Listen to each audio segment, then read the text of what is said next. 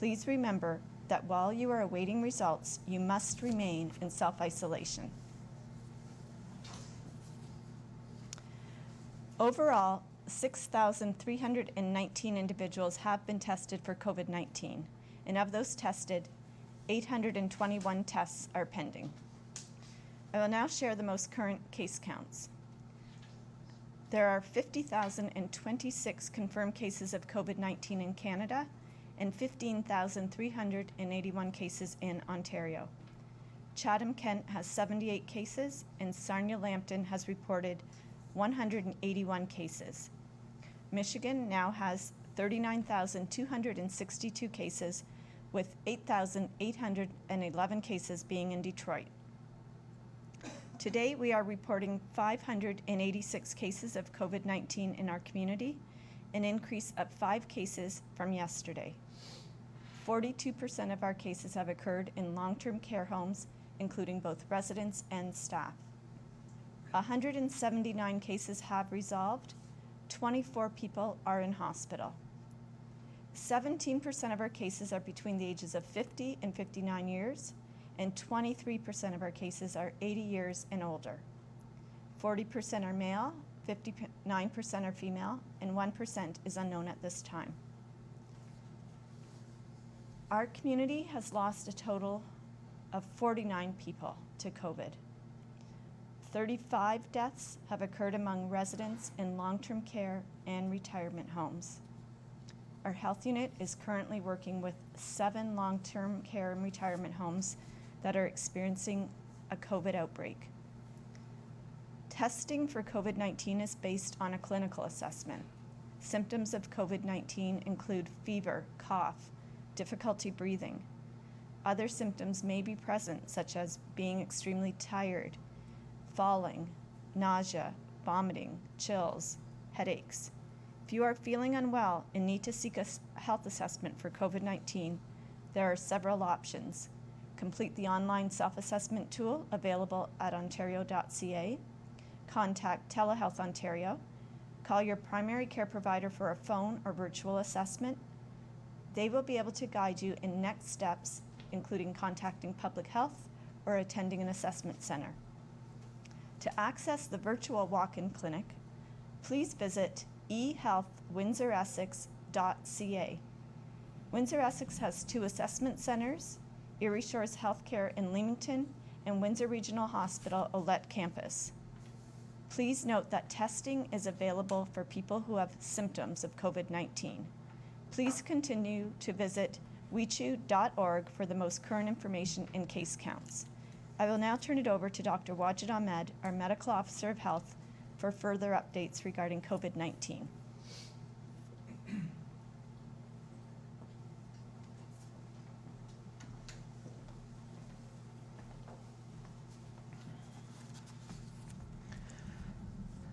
Good morning, everyone. I am at a loss of words today to share the 6 additional deaths in our community as a result of COVID-19. 2 female in their 90s, 1 male in his 90s, 2 female in their 80s, 1 female in her 70s. I am truly sorry to see the loss of so many of our community elders. I and my team share our condolences with the families of these 6 individuals and wish them peace during this time. Last week, we partnered with Essex County Medical Society President Dr. Jennifer Bondi to launch the eHealth Windsor-Essex, an online portal for locating local primary care providers, walk-in clinics, and assessment for COVID-19. Primary care providers are in the best position to provide assessment of symptoms and referral for testing for COVID-19 or completing both assessment and testing on site. The Windsor-Essex County Health Unit wishes to remind residents not to forego important medical appointments and to engage with primary care for their essential health needs. Most services can and should be provided virtually. However, some in-person appointment must be maintained, such as those for pregnant women, newborn care, childhood exam, and important childhood vaccines. For patients going to an in-person appointment, follow these guidelines. Please call ahead and rebook if you are unwell. Wear a personal cloth mask to the office or clinic if you have one. Wash your hands prior to entering the clinic and after exiting the clinic. Avoid touching your eyes, nose, or mouth. From a primary care provider perspective, you should screen patients for symptoms over the phone prior to their appointment. Screen patients when entering the clinic and isolate appropriately. Stagger appointments and limit the number of people in the waiting room. It is important that people, and particularly parents, continue to see their healthcare providers for their essential medical needs. Routine childhood vaccines are vital for preventing outbreaks of their infectious and preventable diseases such as measles. With appropriate precautions, residents should feel comfortable seeking out these services, and with the help of eHealth Windsor-Essex, services should not be difficult to access. Thank you.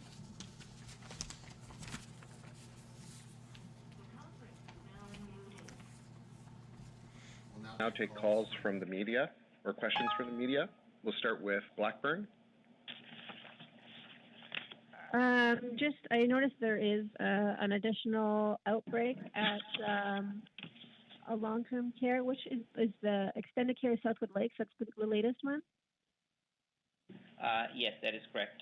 We do have a case there, And any single case constitutes an outbreak, so that's why they're going back into outbreak. Okay, and they have been on outbreak before, right? Yes, I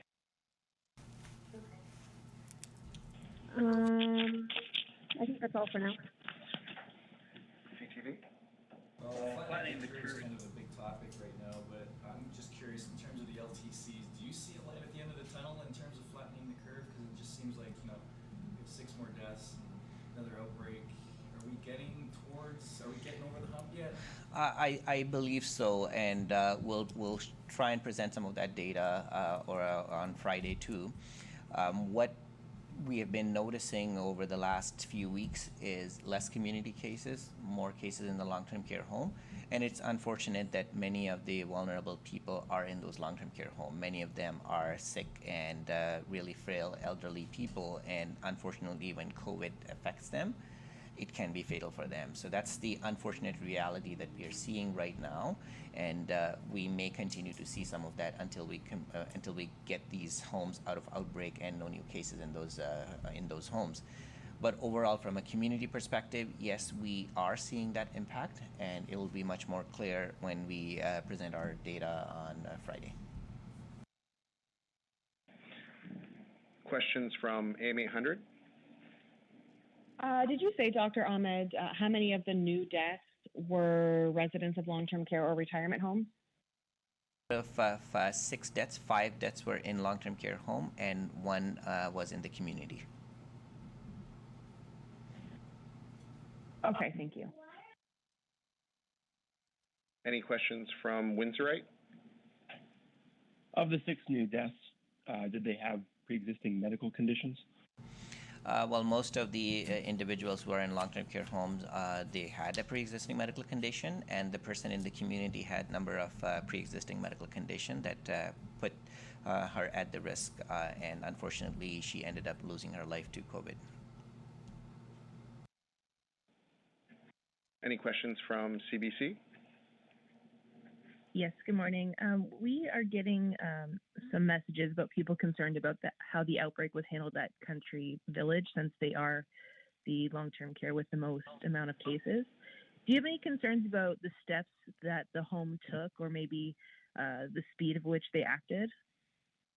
Every time we declare an outbreak in any of the homes, whether it's a retirement home or a long-term care home in our community, we work immediately with the home to ensure that all the appropriate measures are taken to prevent and limit the spread of the outbreak.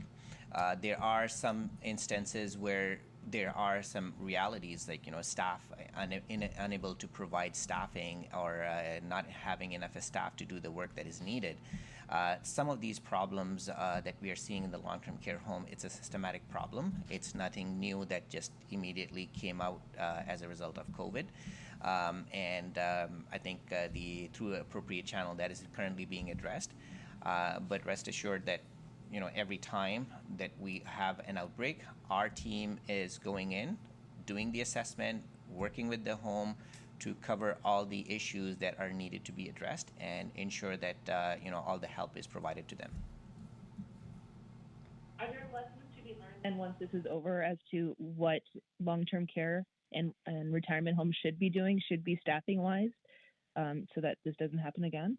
Absolutely. I think there will be a number of lessons learned from everything we did in response of this pandemic, and everyone is watching closely through the province, Ontario Health, Long-Term Care Home Ministry, Public Health.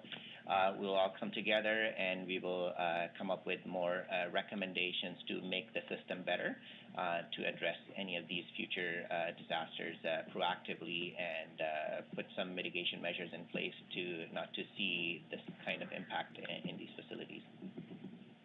Okay, thank you. Any questions from the Windsor Star? Yes, good morning. Have any additional residents been moved from long-term care to the field hospital? Not to my knowledge. I think all those discussions need to happen at a certain level. I'm not aware of any of those new transfers yet.